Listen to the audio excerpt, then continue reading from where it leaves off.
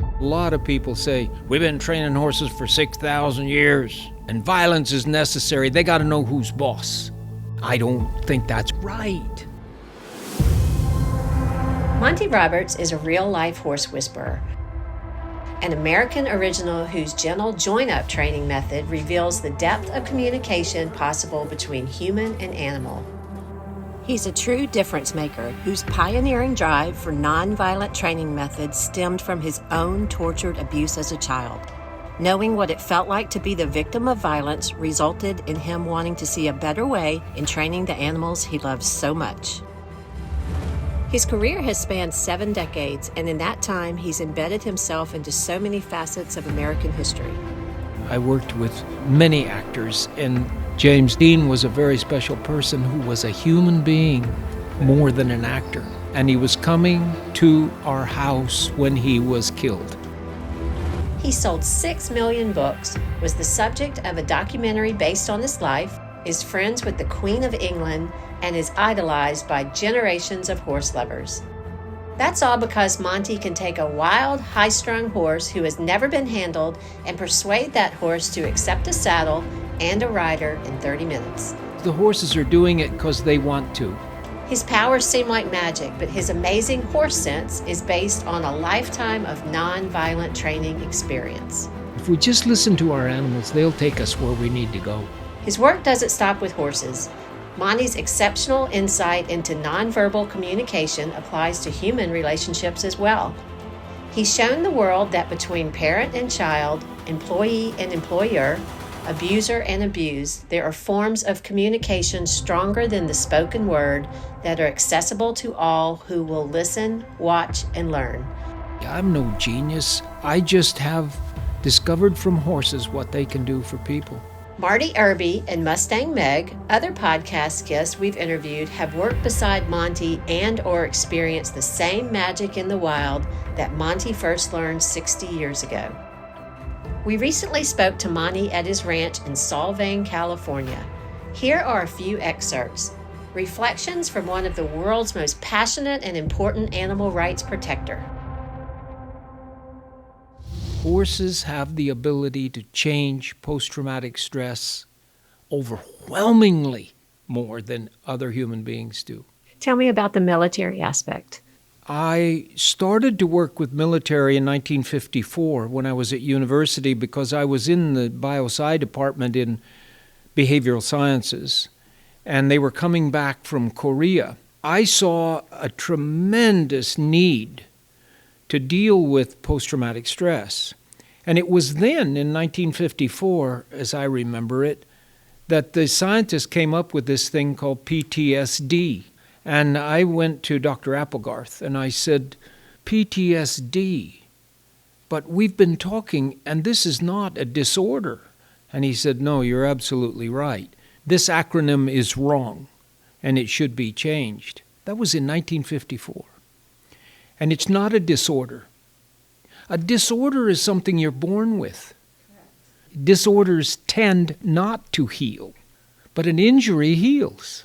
And they go to war relatively normal, and they come back from war abnormal. That's an injury. Explain the program where you utilize horses to work with injured veterans. If you think about it, in those early training of a military person, you knock trust out of them. They can't trust anybody. When you go to war, a little girl coming up the road with blood running down her head, don't go out and try to help her. Somebody will push a button and blow you both up. They come back, and they've had maybe 2 years of no trust of anything. And that begins the riling of their brain. And they wind up getting in a fight with somebody and using force. Because that's what war is the use of force. A horse doesn't understand all of that at all. And it's a half a ton of muscle. And when they learn that the horse will trust them, then they can trust the horse. And it changes them. It changes them overnight. I've had them go to their hands and knees in the middle of the pen, sobbing, because they believed it was just a fallacy anyway, and nothing is going to work. They've tried everything and it hasn't worked. But this works. These fellows and ladies come back to trust, and they get normal again. Time after time. It isn't that you're 100% successful with every one of them, that's for sure. But it's amazing how some of them come 3 or 4 times for 3-day clinics. 5 times. I've had them up to 10 times coming. And eventually, they will be teaching others. It's unbelievable how it turns around.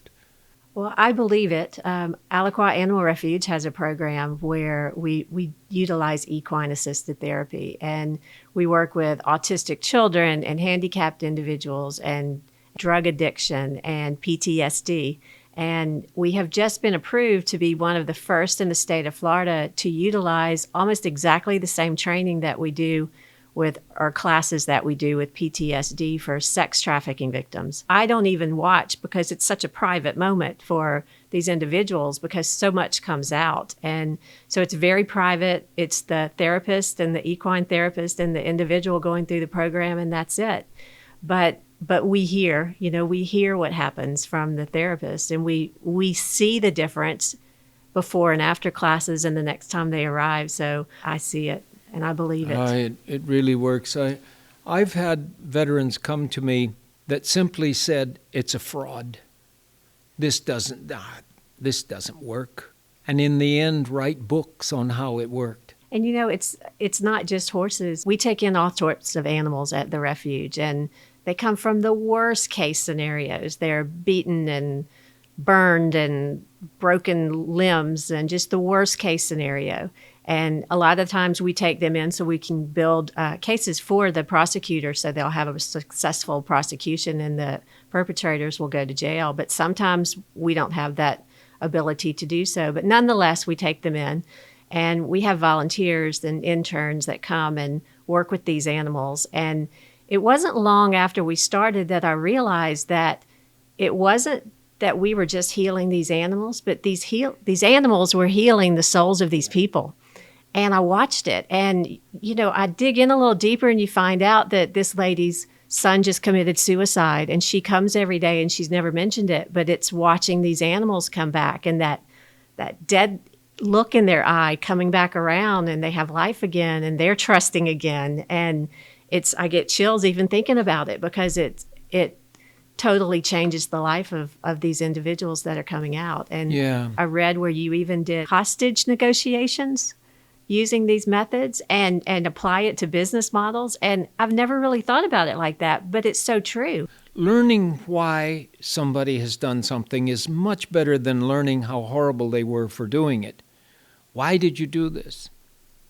And generally, those people, even the ones that would take hostages, they generally have a reason why they did it. The reason to you and me may be completely unreasonable, and we don't want that. But we should listen to what their reason was, and then ask them, why do you think this is going to help the problem that you have? And they'll start to think that way, and they'll generally hand you back the person that they have taken on. It's such an honor to be here, especially sitting right here in your home in this amazing saloon. I guess people would say saloon in the home. We lived here about 12 years before Pat allowed me to have a cowboy saloon in what used to be a 2-car garage. It's a beautiful home. We've lived in it 55 years now. It's just a culmination of everything that has come together with the horses and the deer. And it's so inspiring to see so many photographs and the hallway with the letters from the Queen of England in it. There's a serious side to that because Her Majesty was brought up during the Second World War as a child and lived with her horses and loved her horses. She had to watch as the world used violence to train horses. And of course, Her Majesty did not want to disrupt people by saying, I don't think that's right. She was polite about it.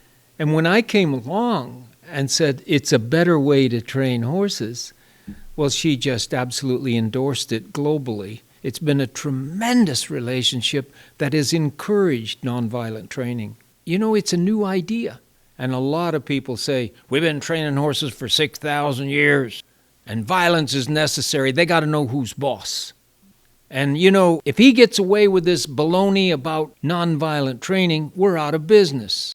So many people that are training horses with violence, they don't want to know that nonviolence will work. They don't want to know, so they hold it off. And that's the worst thing you can do with anything in life. Somehow the Queen knows that.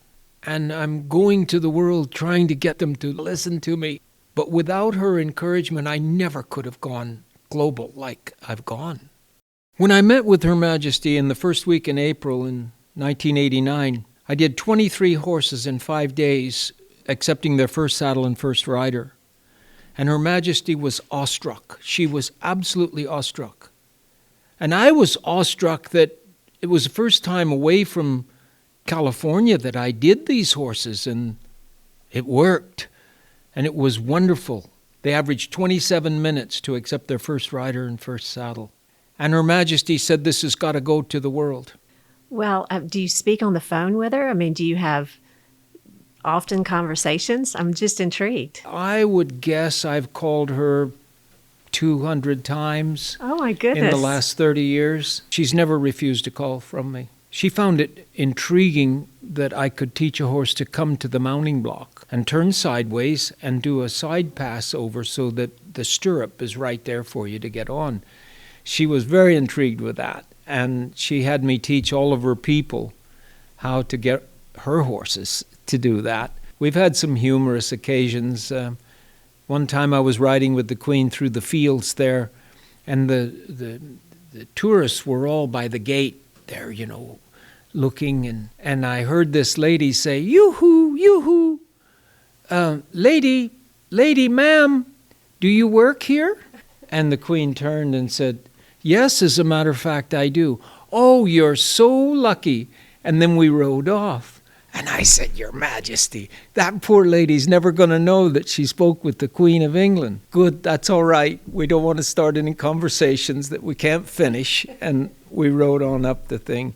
I've had some fantastic meetings with her that have turned into very important things for military people, for youth at risk, for horses and their training regimes. What is it with human beings that we feel we have to be right about everything, and anybody that thinks in a different way is not only wrong, but they're horrible and they should be beaten up? If you just appreciate tradition to the extent that you can't improve anything, then you stay there. Let's get better. People are often curious what keeps you going. I know that the world needs to change. It needs to change a lot. But it doesn't need to keep doing what we have done because we've done it before. Change.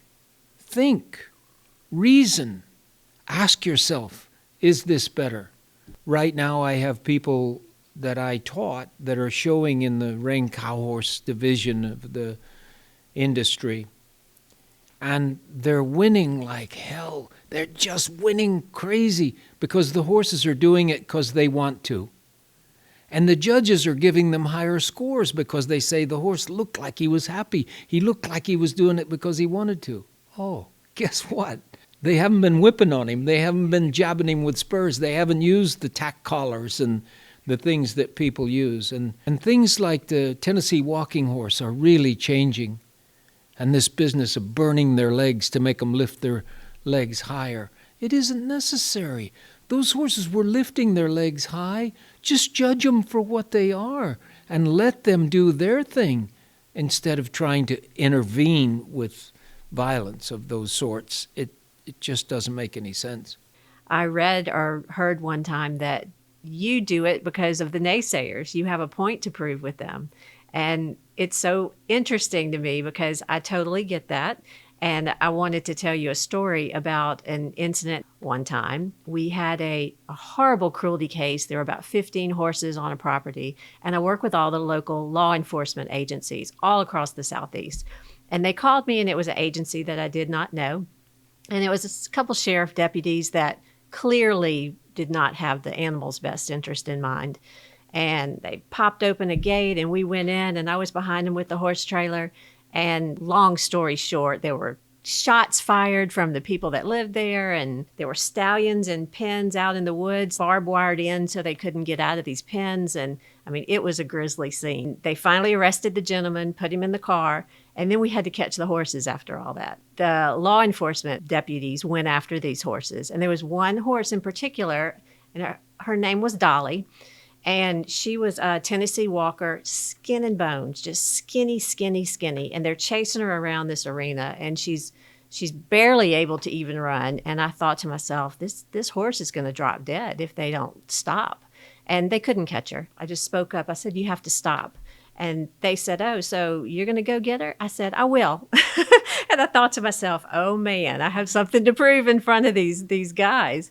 And as I'm walking by, I hear one of them sitting on the back of their pickup truck. And he's like, oh, let's see what the skinny girl's going to do, And I was like, oh, gosh, And I walked out and I looked at Dolly, and she's pretty tired at that point. I do a little natural horsemanship. I know the basics, right? And I did a little bit of it, and I got her to lock onto me.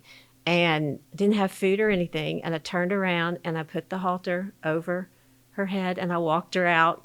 And I looked at the two guys on the back of the pickup truck and I said, not bad for a skinny girl, right? And I did it, and I understand that having to prove a point, not that that's what I wanted to do that day, but I did it.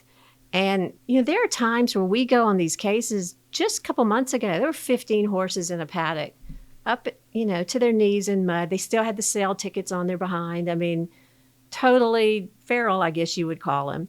And we have to quickly round these horses up and get them to my facility.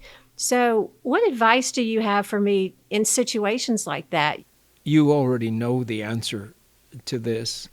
You take a breath, you move around them, you read them, and you meet their needs. And it isn't fair that horse that you were trying to catch wouldn't let those other people catch her. But think about it. They looked like the ones that were catching her before and beating on her or whatever they did. So you can't blame her for not wanting to be caught. And you didn't. And you must have taken a breath. And she read. I know there'll be people that say, they can't read human beings. What are you talking about? They can read human beings way better than human beings can read human beings. And she let you catch her. I've had some of the same things happen with me. I had a mare brought to me from Kansas, and she came to one of my clinics, and we had a lot of people here, and she came with the police. The police brought her to me. She was a confiscated horse.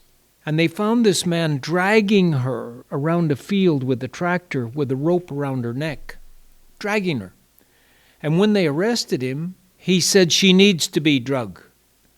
I can't catch her, and I got to show her that I'm the boss. And so I put her in the round pen and I went through some things. And I think it was just 2 days, and I had her where she followed me everywhere. So you already know the answer to your question. It isn't that we are always successful instantly.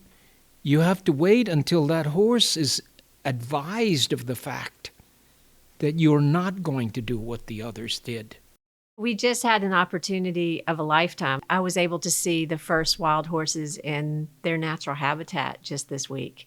And we were in Southeast Oregon, and we went out with a girl. Her pen name's Mustang Meg, and she has followed the same 17 bands of horses for over 20 years now. And I told her I was coming to see you, and she was elated. She said that she follows everything that you do, and that she was out on the range, and she actually observed 2 stallions using your methods. My methods, yeah. Yes, and she couldn't believe it. She said that was the most amazing moment in her career because that's what she thought of. She thought of your methods and got to see it firsthand in the wild. Anybody that has been through that is on my book, man, because I know they can't deny it. When you see it in the wild, it's the most moving thing. And it's when I did my first horse in the wild without a fence or anything. I was 15 years old. And I had already seen this join-up done by a mare. And when I did it, it worked. And when I rode in, the men at the ranch said, "You just found a horse that's already been broken by somebody and turned back out. He wasn't wild." I said, "You should have seen him 3 days ago. He was as wild as he could be." "Ah, get out of here." My father hated the fact that I had seen this and made issue of the fact that the horses are trying to teach us what to do with them. They really are. And this mare ran this young horse, 2-year-old colt, that thought he was the biggest guy in the block, and ran him away. And he came back in and abused another one again, and she ran him away again. And she ran him away to the extent that she made her herd of about 20, 22, something like that, in a circle, and she was going around this circle, keeping him out. And that's what put me in a round pen. And I had already been to a round pen in Nevada with a guy that's where they broke their horses. But they had a post in the middle, and they tied him up, and they did a lot of things, And they had something like 14 black crosses on the outside of this thing, that this old man had painted these crosses, and 2 white ones. And I said, what are these? And he said, "The black crosses are horses that were killed in this round pen during the breaking process.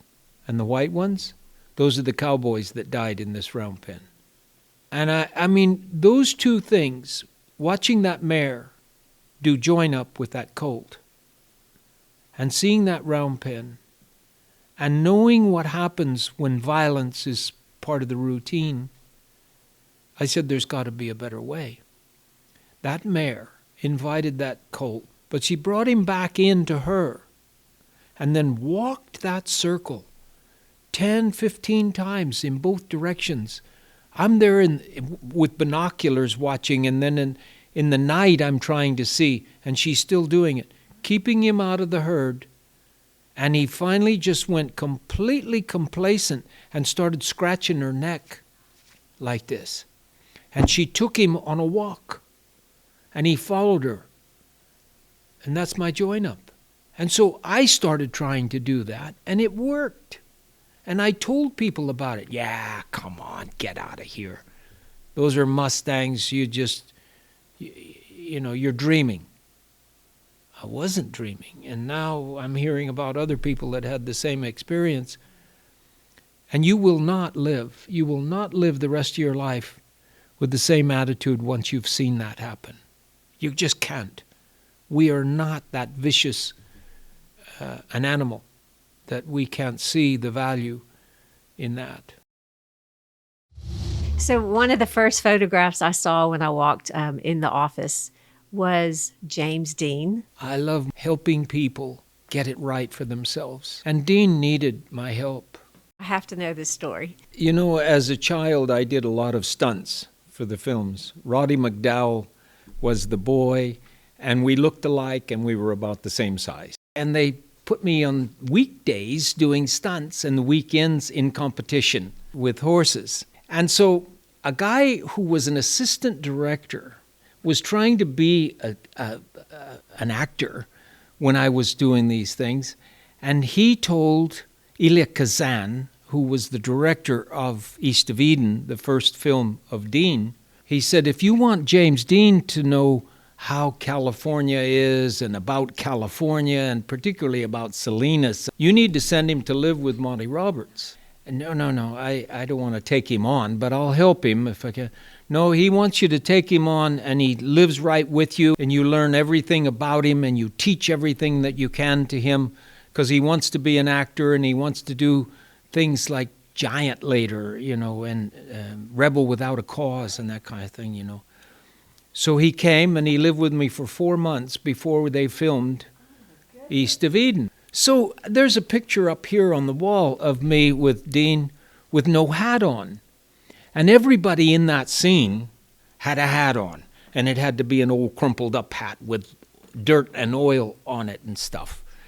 And Dean came out of their briefing room to come to this shot that's in that thing. And he says, "What are you doing with that hat on?" And I said, "Well, they told me to put it on, and I'm supposed to be in this scene with you, and so I put the hat on." "Get it off." And he throws it down. And here comes Kazan. He gets up in his chair next to the camera, and he's ready to go. "What's the deal here? That fellow up there doesn't have a hat on." "Is that Monty?" Kazan says, because he met me before dealing with Dean. "Is that Monty?" "Yes." "Dean doesn't want him to have a hat on." "Okay." And they shot the thing with me looking with the 50s haircut, And that's the kind of relationship we had. I was a part of everything he did after that, and he was coming to our house when he was killed. No. Coming to our house in a Porsche Spyder. No. And he had a mechanic with him because he was trying to learn how to drive in those off-road races. And Dean had told his mechanic sitting there a phone number. And he said, "When we get to Paso Robles, call Monty and tell him we're in Paso Robles, and then he'll know we have about 2 hours to get to Salinas."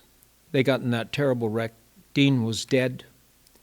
And I got a phone call in Salinas. Pat was there. We were married then.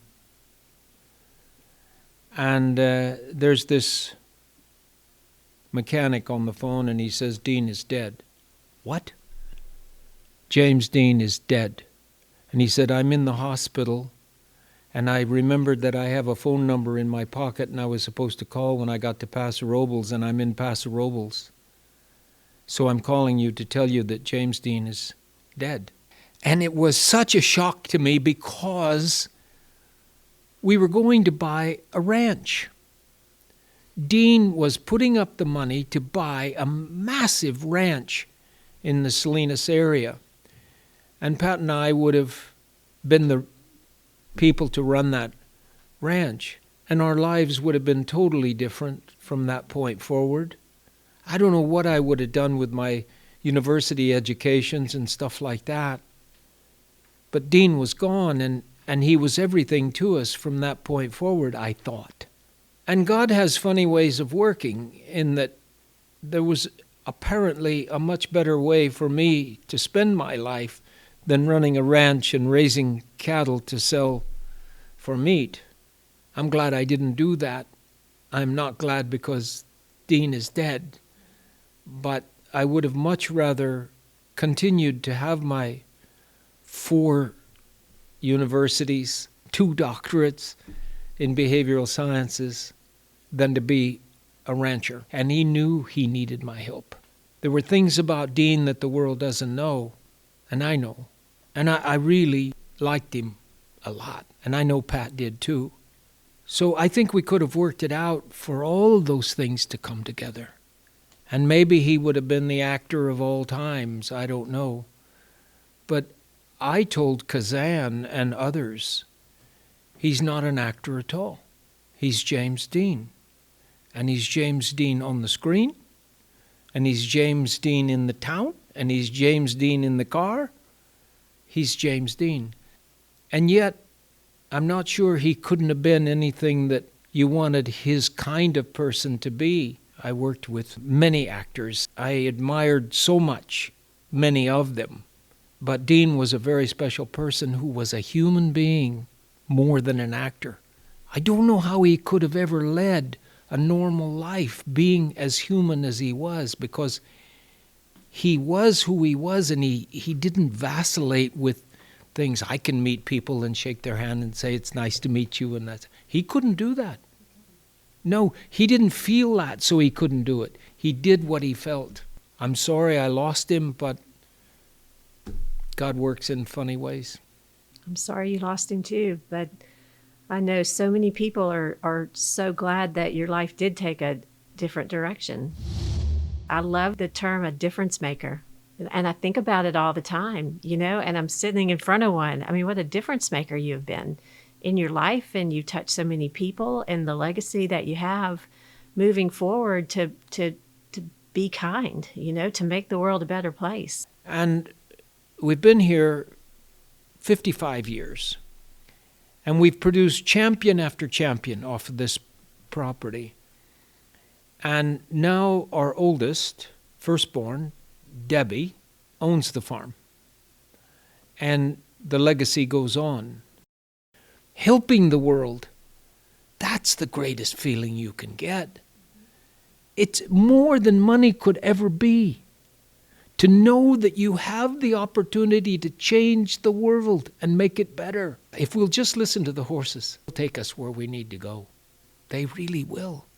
I've had my horses stand up and speak the clearest English you've ever heard and say, well, it took you long enough to learn this. Nonviolent training is the answer, and it's taking over the world.